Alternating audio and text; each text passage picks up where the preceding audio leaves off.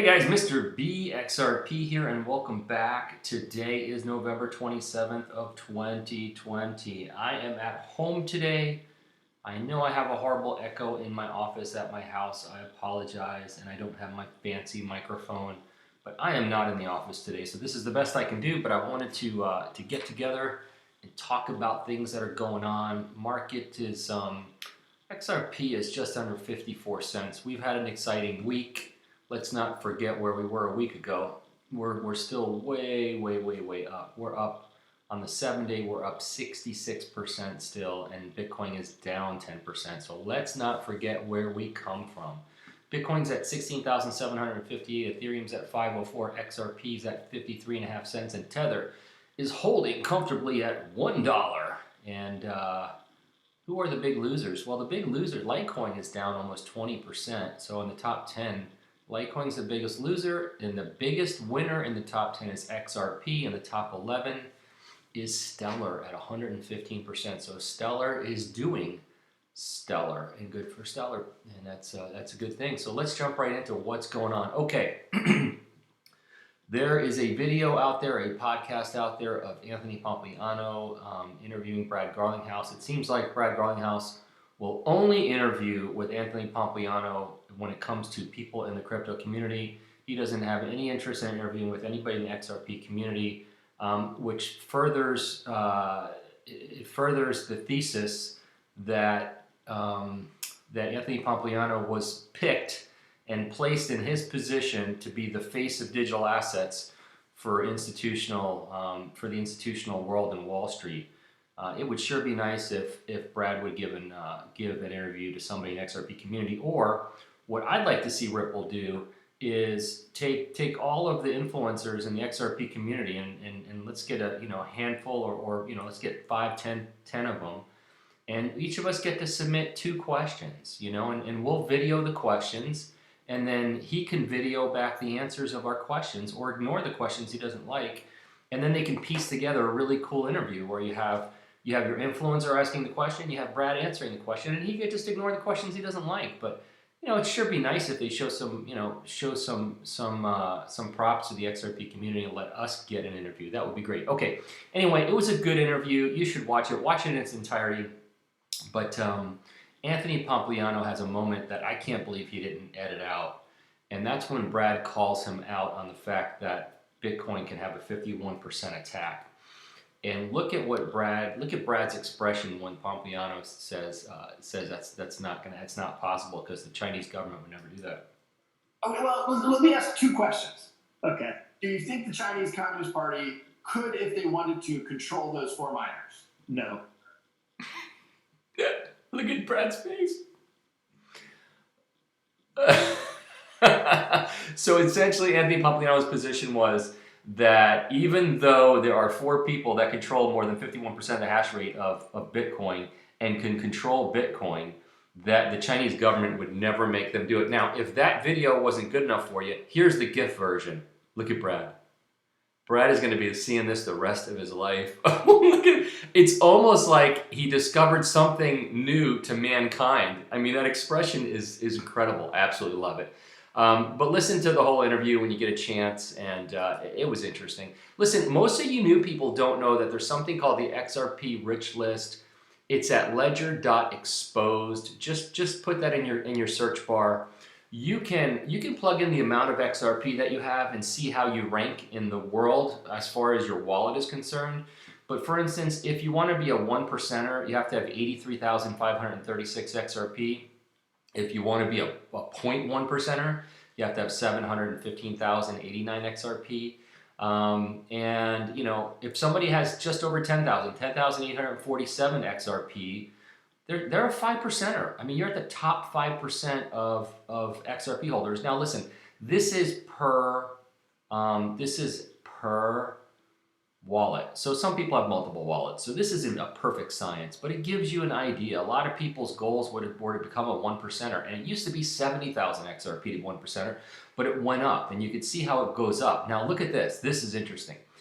You can see people accumulated and came down a little bit, right? The 1%ers, the half percenters accumulated, came down a little bit. The only people that really haven't come down are the 0.01 percenters. They went up, ticked down slightly, but these people are still accumulating. And by the way, these are the people in the know. These are the people that have been in since the beginning. They know most of what's going on. So just wanted to share that with you. Brian Armstrong had brought up a topic earlier, a couple of days ago on the 25th, and he was talking about, I'm not going to read this whole thread, but I'm going to give you the skinny and give you my thoughts on it. Last week, we heard rumors that the U.S. Treasury and Secretary Mnuchin were planning to rush out some new regulation regarding self-hosting crypto wallets before the end of his term.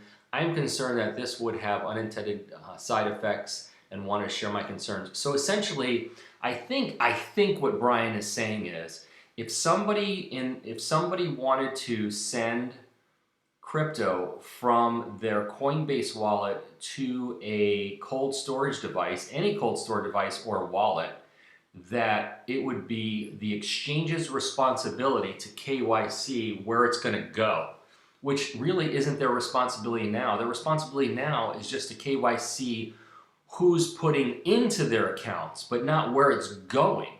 That's very, very, very unique, because essentially it would make it difficult for exchanges to allow people to take their crypto off the exchange unless they KYC those people in the other direction.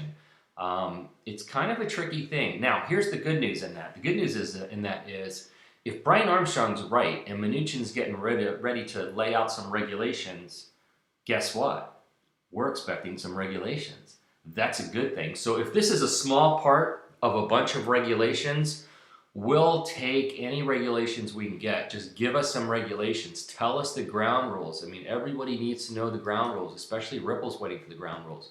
Okay, from Michael at VAL5 link, and once again, I apologize for the echo, guys. I can hear it as I'm taping. Facebook has announced the launch of its cryptocurrency Libra by the end of 2021. So pending regulations, Facebook is saying that Libra is coming to a theater near you in January. So keep your eyes open, and we will see. I mean, there's billions of users on Facebook, and we're going to see what actually Libra is all about and what really their use case is going to be about. Okay, Fiat Lake has a new thing on their platform, and they said real-time visibility of PayPal accumulating Bitcoin for its 3 million plus users. So apparently they have a place, and I'm going to go to it now, where you could just look at PayPal's purchases as they happen, which is kind of neat. Now, so far there's nothing happening on the screen, right? But let's see, let's give it a second here. Boom, somebody bought something. Look at that, 0.004, I guess Bitcoin was just purchased there. So they're not killing it right now, but wow, I wonder how they plugged into this. This is really interesting, actually. Because when this sets on fire, it's going to be really, really interesting. And I'm going to share a tweet with you in a minute that's going to drive the point home of what's going on. Okay, this was from at CryptoBull2020. He's CryptoBull on Twitter. He said XRP in the next 3 months. I love this picture. I might just use it as my thumbnail. I've used it before. It's just fantastic. I agree with him. And he's a trader, and he's a chart. I think he's a chart guy. There's a lot of chart people out there. Whether you believe them or not, and I don't say I believe in all of it, but there are some chart people out there that have been right, and been right a lot lately. And the majority of the people that I'm watching are all calling for kind of the same thing. They're literally calling for a $12 to $14 XRP when this bull runs over, which is absolutely insane. I mean, that's moon for a lot of people, So will it happen? I don't know, but I sure hope so, because I'd like to see it. We hit 384 last time. I'd like to see 10 and 12. Okay, from Flare at Flare Networks, thank you Binance and CZ Binance for supporting the Spark FLR distribution to XRP holders. So Binance is on board as far as Spark token is concerned. And I think people questioned whether or not Binance US was going to cooperate, and I don't think that was clear yet. I'm assuming they are. I'm going to see if we got an answer in here from Binance US.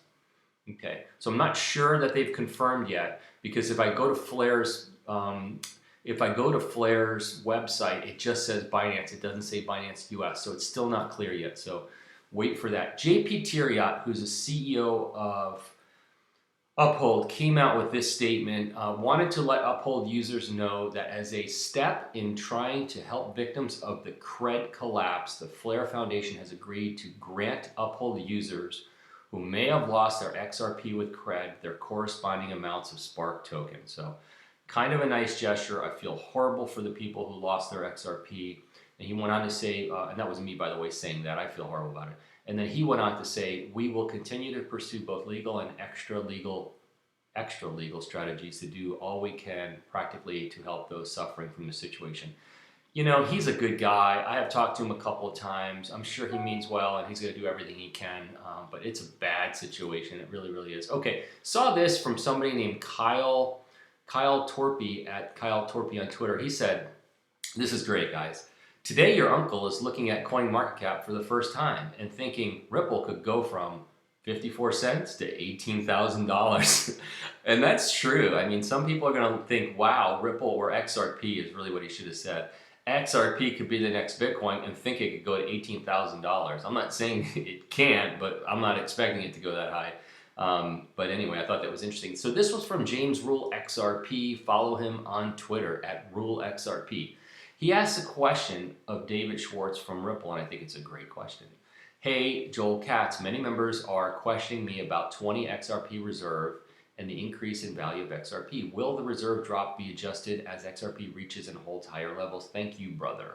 And then David Schwartz goes on. Now, just so you know what this means, every time you open up an XRP wallet somewhere, and I've got them all over the place because I've had XRP everywhere, and every time I pull it all out, I get stuck leaving 20 XRP wherever it was. It's like it leaves a footprint everywhere it goes.